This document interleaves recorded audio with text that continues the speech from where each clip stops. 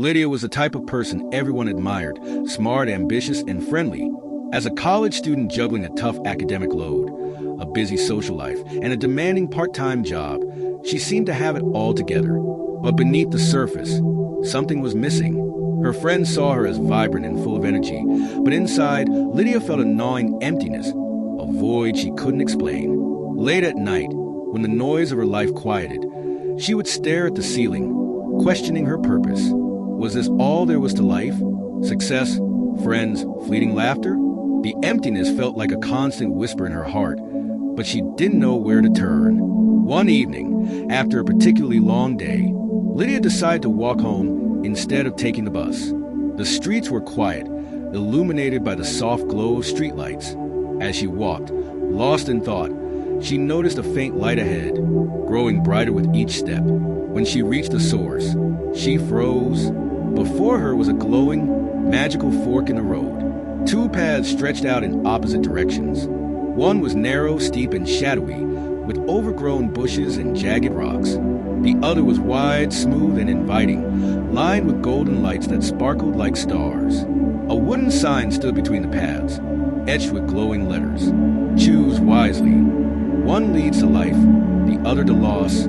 As she stared at the sign, a calm, gentle voice seemed to come from nowhere. Take the narrow path, it urged. The voice was soothing yet firm, like a loving guide.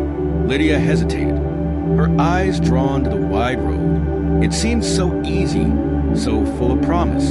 Surely, it couldn't lead to loss, could it? Compelled by curiosity and temptation, Lydia stepped onto the wide path. Instantly, she found herself in a dazzling city, alive with activity. Music filled the air, people laughed, and bright neon signs promised endless fun and excitement. Lydia's emptiness seemed to vanish, replaced by the thrill of the moment. But as time passed, she began noticing things she hadn't before. The laughter around her sounded hollow, and the people's faces, though smiling, seemed strained, almost artificial. Then she realized they were wearing masks. Some masks were painted with joy, others with confidence, but beneath them, she caught glimpses of fear, sadness, and despair. The city itself began to change. The once bright lights flickered and dimmed. The ground beneath her feet cracked, revealing dark, endless voids. The air grew heavy, suffocating, and Lydia felt trapped. She looked around, desperate for a way out. At the edge of the crumbling path stood an old man holding a lantern. His face was kind but serious, his eyes filled with wisdom. "This road is a dead end," he said. His voice cut through the noise like a bell. "The narrow way may be hard, but it leads to life. Turn back while you can." Heart pounding, Lydia turned and ran toward the narrow path. The lively sounds of the wide road faded behind her as she stepped onto the rocky trail. The difference was immediate. The air was cooler, fresher, but the path was steep and uneven. Her legs burned as she climbed, and sharp rocks cut into her shoes. She stumbled often, her hands scraping against the rough ground. But as she pressed on, something began to change. She noticed a quiet beauty all around her. Glowing fireflies danced in the air, and a small, crystal-clear stream trickled beside the path. The stars above seemed closer, brighter, as if they were guiding her. Despite the difficulty, a strange peace settled over her heart.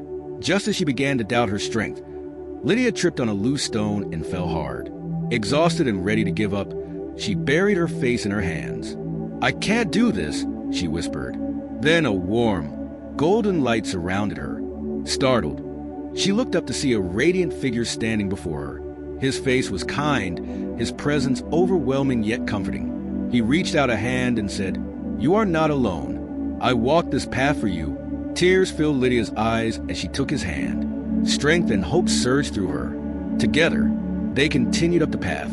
With each step, the light ahead grew brighter until they reached the top of the hill. Before her stood a magnificent golden gate, glowing with a beauty beyond words. As the gate opened, Lydia's breath caught in her throat. Beyond it was a land unlike anything she had ever seen. A place filled with peace, joy, and a sense of belonging she had never known. The emptiness inside her was gone, replaced by a fullness she couldn't explain. She turned to thank the radiant figure, but he smiled and said, "This is the life I've always wanted for you." Lydia awoke in her bed, the early morning sun streaming through her window. The dream had felt so real, and as she sat up, she realized it wasn't just a dream. It was a message. She picked up her Bible, which had been gathering dust on her shelf, and opened it. Tears streamed down her face as she prayed, surrendering her life to God. From that day on, Lydia lived differently. She let go of distractions and began walking the narrow way. It wasn't always easy, but she found purpose and joy in sharing her journey with others, urging them to choose the path that leads to life.